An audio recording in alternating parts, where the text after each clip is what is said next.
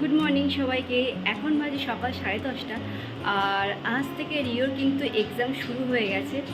আর আমার চোখের মুখে অবস্থা দেখে বুঝতে পারছি না যে টেনশানে একটা ছাপ কিন্তু আছে। আর আজ হচ্ছে কি বলবো জানি না কেমন এক্সাম দিয়েছে। আজ এসএসটি আছে, তো এসএসটিও ভালোই পারে, তবুও দেখা যাক, কারণ এসএসটি ভিতর থেকে অনেক কোশ্চেন দেয় ওদের। কেমন কি করতে পারে পরে বাড়ি এসে শোনাবো অবশ্যই আপনাদের সবারকে। চলুন এখন তাহলে সঙ্গে থাকুন, সাথে থাকুন। আর আমি এখন স্কুলে যাচ্ছি, রিওকে আনতে যাবো। আজ বৃহস্পতিবার, আর প্রতিদিনের মতো আজও কিন্তু আমি ঘরে লক্ষ্মী পুজোটা করেই ফেললাম। আজ কিন্তু সকালবেলা করার একেবারে সময় পাইনি, সেই জন্য সন্ধেবেলায় আমি আজ লক্ষ্মী পুজো করেছি। আর বৃহস্পতিবার মানেই আমি কিন্তু ঘরে ধুনো জ্বালাতে বেশ ভালোবাসি। ধূপ ধুনো শঙ্খের আওয়াজ, প্রদীপের আলো, সব কিছু মিলিয়ে ঘরের মধ্যে একটা পজিটিভ এনার্জির বাতাবরণ তৈরি হয়। সেই জন্য আমি প্রত্যেক বৃহস্পতিবারে ঘরে কিন্তু ধুনো দিয়েই থাকি। আজ আমি আপনাদের সাথে শেয়ার করতে চলেছি ঘরে কোথায় কোথায় কোন কোণে কোণে ধুনো জ্বালাটা অত্যন্ত শুভ। প্রথমে কিন্তু আমি ঠাকুরের বেদের সামনে ধুনো অবশ্যই দেখাই, সাথে সাথে মা লক্ষ্মী ঘটে বৃহস্পতিবারে ধুনো দেখাবো না তাই কখনো হয় না। তারপরে আমি সোজা চলে এলাম আমার ফ্ল্যাটের ঈশান কোণে, কারণ ঈশান কোণে ধুনো দেখানোটা অত্যন্ত জরুরি। এখানে আমাদের বাস্তু দেবতার মাথা থাকে, সেই জন্য।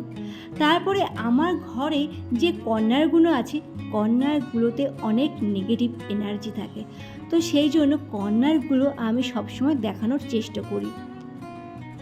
তাছাড়া আমার ঘরে যেসব জিনিসগুলো আমার ঘরকে পজিটিভ রাখে, সেই সব জায়গাগুলোকে আমি ধুনো দেখাতে বেশ পছন্দ করি। যেমন ঘরের দরজার প্রত্যেকটা মাথায় আমি কিন্তু দরজার সামনে ধুনো দেখাতে বেশ পছন্দ করি। আর বই খাতা, বাড়িতে যদি বাচ্চা থাকে, বই খাতা, হ্যাঁ এটা কিন্তু রিওর টাইম টেবিল, তো সেখানেও আমি ধুনো দেখিয়ে দিলাম। কারণ বইটা হচ্ছে বিদ্যা দেবীর জায়গা, তো সেখানে অবশ্যই আমাকে ধুনো দেখাতেই হবে। সাথে সাথে আমার ফ্ল্যাটে ছোট্ট একটা তুলসী গাছ আছে, তো সেখানেও আমি প্রতিদিনের মতো আজও একটা ধূপকাঠি জ্বেলে দিয়েছি, আর দিয়ে দিলাম একটু ধুনো। তারপরে সন্ধেবেলা রিওর টিফিনে আজও কিন্তু আমি একটু দুধ মুড়ি দিয়ে দিলাম।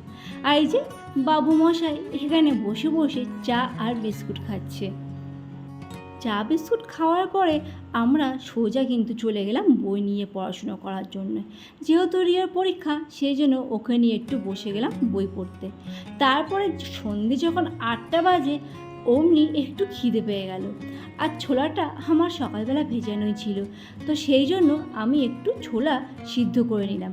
সিদ্ধ করে নেওয়ার পরে অল্প তেলে আমি একটু ভাজা ভাজা মতো করে নিলাম। একটু হালকা ভাজা ভাজা করলে খেতে কিন্তু দারুণ লাগে। এটা আমরা অনেকে শুকনো ঘুগনিও বলে থাকি, আবার অনেকে বলে থাকে তেল ছোলা।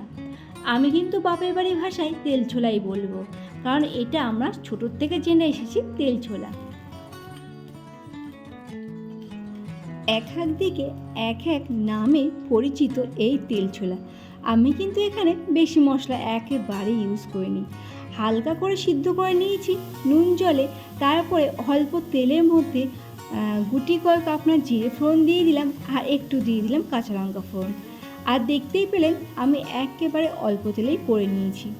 তারপরে আবারও একটু অল্প নুন দিলাম, কারণ এটা ঝাল ঝাল নুন নুন হলে খেতে বেশ দারুণ লাগে। আপনারা কে কে ভালোবাসেন এই তেল ছোলা অবশ্যই কমেন্ট করে জানাতে ভুলবেন না। আর এই যে আমার কিন্তু তেল ছোলা একেবারে রেডি হয়ে গেছে। আর তারপরে এই যে শশা কুচি সবসময় আমি দিয়েই থাকি, তো সেই জন্য এখানেও কিন্তু একটু শশা কুচি চারিদিক থেকে ছড়িয়ে দিলাম। শশা কুচি ছাড়া কোনো কিছু খেতে যেন রিওর আবার ভালো লাগে না, সেই জন্য শশাটা 12 মাস আমার খাদ্যের তালিকাতেই থাকে।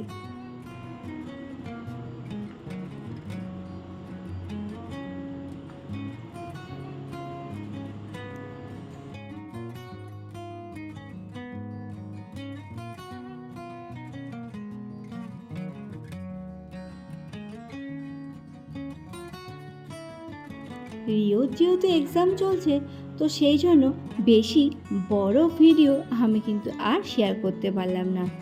আর আজ কিন্তু আমি এখানেই ব্লগটা শেষ করলাম। ভালো থাকবেন সবাই।